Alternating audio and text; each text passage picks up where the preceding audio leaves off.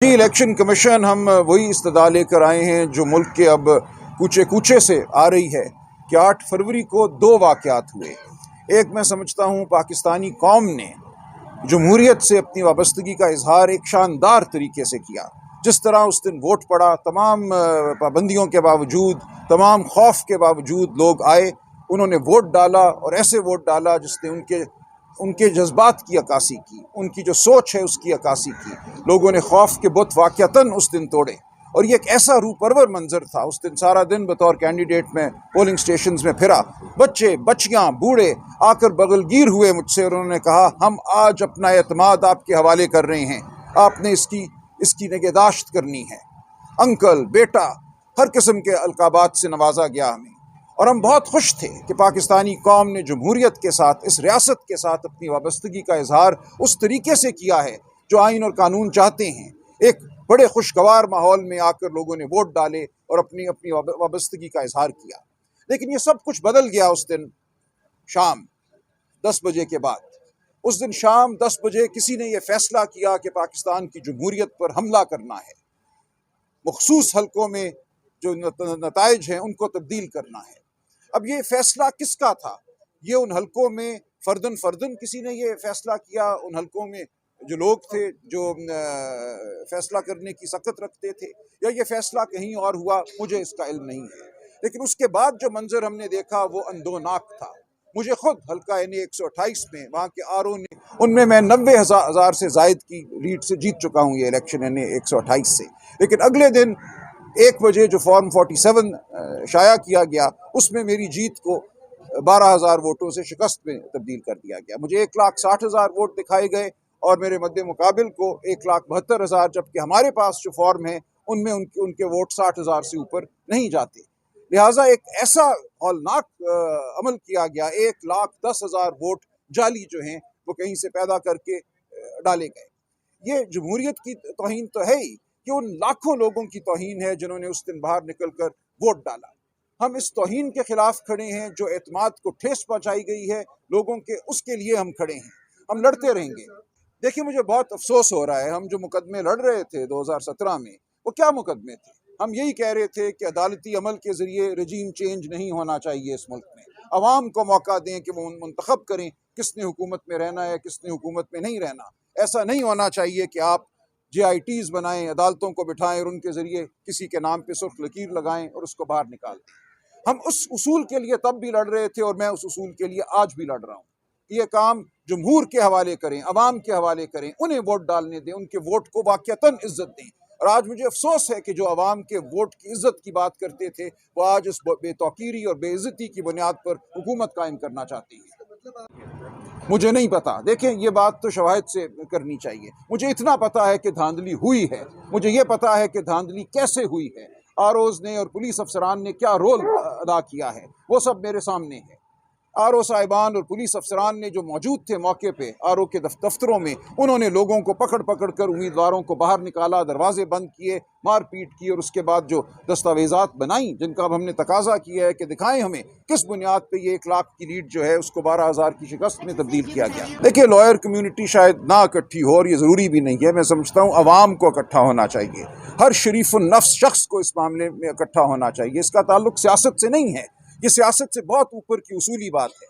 Lawyer एक छोटा सा हिस्सा है माशरे का, माशरे का आप सब हिस्सा हैं, माशरे का हिस्सा अवाम है।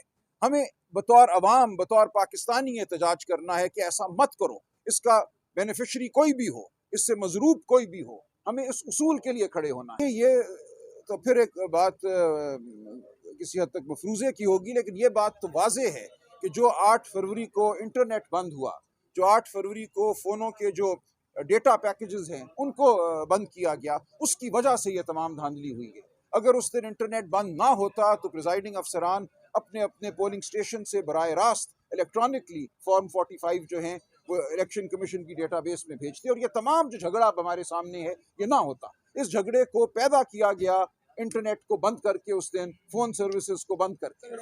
देखिए, हम हर जगह इस्तदा करेंगे, हर दरवाज़ा खटखटाएंगे, एतमाद हो या ना हो, जो कोई कानूनी रास्ता है उसको हम अपनाएंगे।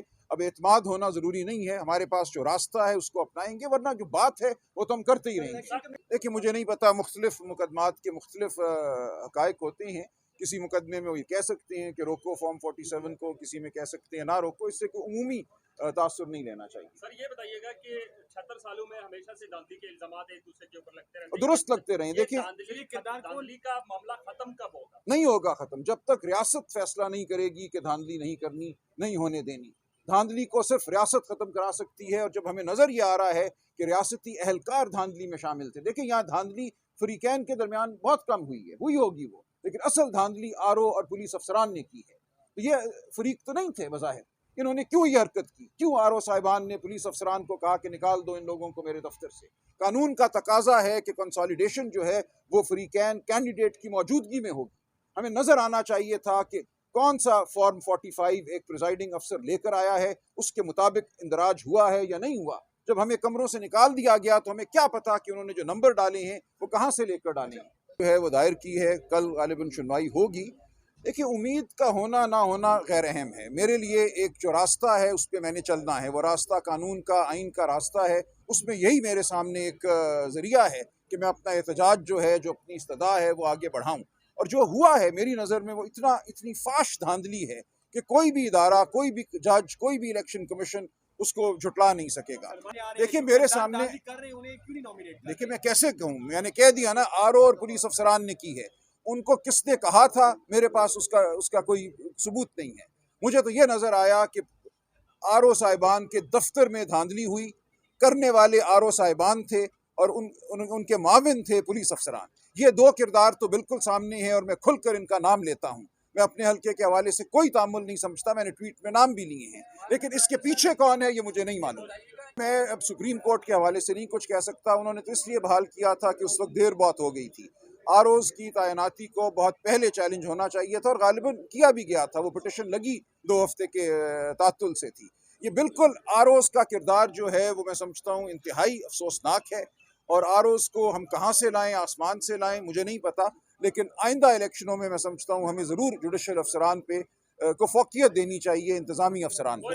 देखिए, बाकी लाएअमल तो पुरअमन सियासी एहतजाज ही होगा, उसके अलावा क्या हो सकता है।